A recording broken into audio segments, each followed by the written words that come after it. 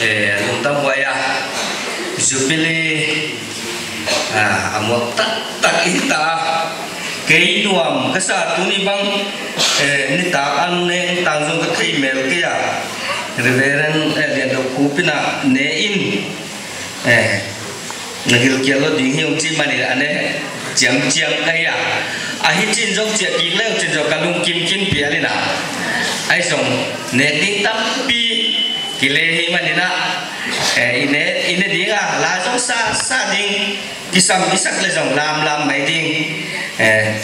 tua kong chial masa i za ta kina imale kina apai mase sate na kimale kina ai jong tu ta kina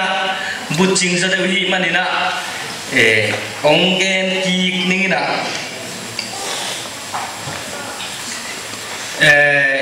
equal lian ding speaker ding ai chi Reverend Dr. Pen ai chi Reverend Dr. Jem Pa Ku Pen ni ta nai thumina ai zo panina hong ding khia nai som kimina hong tung ding hila kilomin tua nga kom zo hi dinga nai som tan ba ki kom len zo phamok lage tua ame hong ki lak thei ki na tua cheng na zan ta kina lamka panina CBA palai te hong tunga tua taka kunita ka thugen na hong zat sak ding Dr. Reverend N Zasyan happy takinong na parang ding le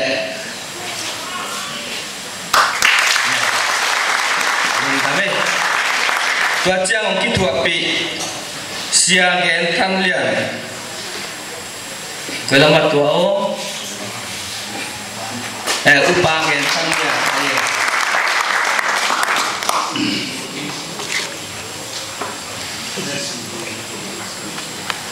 CBA Polpia Recording Secretary anahe to changina balun pi khangno makai CUF makai to changina CBA Women Secretary Lia Lam Ching nu hita mo sia nu ai dame ama mo nai pasal ni ta ya ka chinam dong lo bina nunga edin kana et pian ni na to chang ina ama te cham takahi munong tun pi amoto hol sake pa nan sachin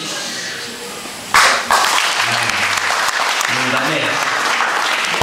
ama to bang silong a jong kitwa di pu a jong kitwa to ti ta ka kitwa kek le le kai wa tu ni ta kong yakin kecil lah ngiak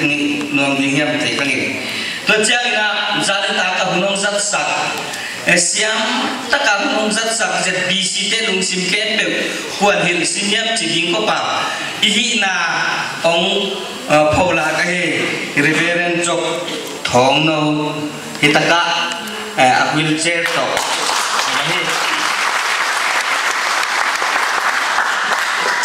to chang ina alom nu jong pai pi na alom nu mun te na arum kwa ani unam om la na pai le chi chi ki sa sak mai ni na to chang in je BC adin champa ya din tung la ya anei alam ba yet to anei sun pal ta ka ong pekhia sia thong du thang le asanggapa min cep te ka kang ngina thei siam la happy takin om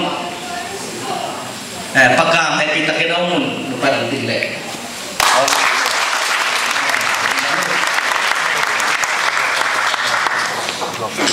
tuan siang ina Reverend ahilo de Dr. Hauzachin happy takina ting le